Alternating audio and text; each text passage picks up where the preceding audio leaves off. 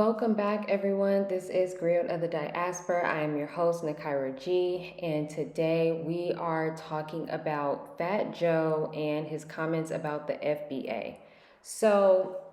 I guess there's an interview that is going around from Fat Joe talking to Matt Hoffa, and he made some comments about the FBA in regards to, I guess, some comments that have been said on Twitter by the FBA regarding the foundations of hip hop. So we're going to talk about that and talk about this whole diaspora war situation and try to lay that to rest. So it's time to unpack.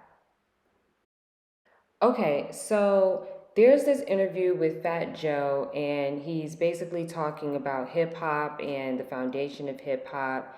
And it looks like he's also saying that hip hop was created by um, different people of black ethnic groups in America due to different people, different pioneers basically being, Jamaican or Caribbean or different types of black. And so in the midst of that conversation, he pretty much made a comment about FBAs, and I guess this caused some hysteria online, but it wasn't really on my timeline. But I did see it over in some of these YouTube streets. So I kind of wanted to talk about it, and I wanted to talk about it for two reasons. Not really about Fat Joe per se, but I do think that this whole FBA ADOS conversation, it can get really divisive, and it is really frustrating because some people, especially people who are not in America or people who are looking from the outside in, they will assume that Black Americans all believe in the same thing. I noticed that a lot being out here. It's like people think that something that they heard about some other Black Americans, they think that we all believe in the same thing. You know what I mean? And so I kind of want to talk about this because this whole foundational Black American thing has been swirling on, social media in different parts of online spaces. And the whole thing is just divisive in my idea, for me, especially because the whole concept of the FBA, from my understanding, the man Tariq Nasheed, who also is the one who created the documentary Hidden Colors. First off, I think that there are a lot of pseudo intellectuals in this African historian space. There are a lot of people who pretend to know what they're talking about, who use regurgitating information without actual facts and actual evidence. And there is a difference between theories and things that have actual evidence and then things that have not been proven at all, right? In 2024, people are still debating whether slavery happened or not. And so that's where this FBA conversation comes in. Some people in the FBA believe that there were already Black or African descent or dark-skinned people in America prior to the transatlantic slave trade. When you look at the history of Native Americans, for instance, Native Americans are not the only indigenous people. And they're not even called Native Americans, right? They have their own names. The people specifically who were in the territory of what is considered today America. But when you go to some of these islands like Jamaica, where they had the Arawak people, and you go to some of these islands like Puerto Rico and Dominican Republic, and in places in South America, Mexico, they had different names for the indigenous people that were already there prior to the transatlantic slave trade. The FBA seems to be people that they understand that Black people came from Africa, but it seems that they're arguing that there were enough black or dark skin or African descent people on the American, in the American territory, that did not come from slavery, perhaps. Now, I don't really understand the importance of that conversation, right? I understand that this group, as well as the ADOS group, they pretty much developed during the time, a couple years ago, when the conversation of reparations was swirling around the government. And this concept of who gets reparations and why, and who gets reparations from who, and which groups get them. But the reality is that African Americans are not the only group of people who are descendants of slaves or enslaved Africans. And that bothers me when we have this FBA ADOS conversation, because Black Americans are not the only people who came from the descendants of enslaved Africans, or who came from the participation in the program of slavery itself, because it also dismisses the fact that there were something called breeding camps.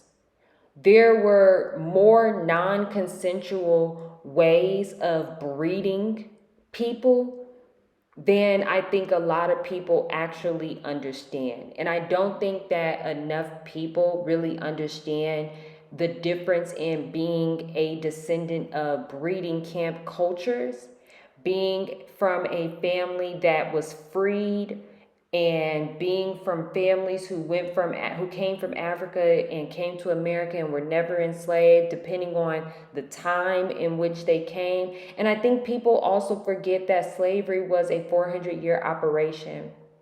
So there were people being taken as early as the 1500s and as late as the 1800s into different places in the world.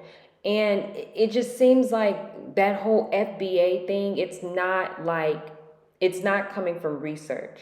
So I do understand Fat Joe where he's saying, like, it seems like these people are just an online hate group. I mean, that's what it seems like to me as well. It seems like they just stir diaspora wars. A lot of them say that, oh, we're not Africans like them. We have our own culture. And the thing is that I don't like the divisiveness, because yes, Black Americans have their own culture, but Black Americans also are educated enough to know that majority of the things that we have created in our culture have remnants of our African origins.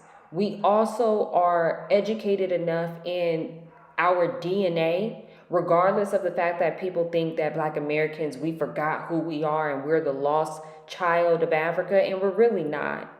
We're really actually not.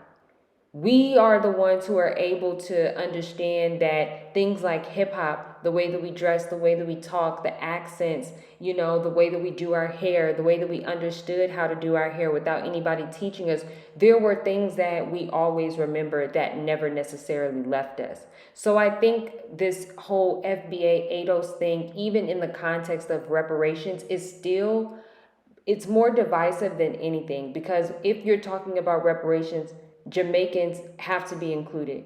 Puerto Ricans and Haitians have to be included. Some parts of Mexico and Brazil have to be included. So many other South American countries would have to be included, because when you talk about the transatlantic slave trade, we're talking about breeding camps. We're talking about capturing people, putting them on boats. We're talking about plantations. We're talking about creating whole cities and whole towns out of plantations and slave labor. We're not just talking about white people versus Black people. We're talking about the creation of what is now a Puerto Rican. We're talking about what is a Dominican. When you talk about what is a Puerto Rican, what is a Dominican, their DNA will show you there's some indigenous blood, there's some Spaniard blood, and there's some African blood.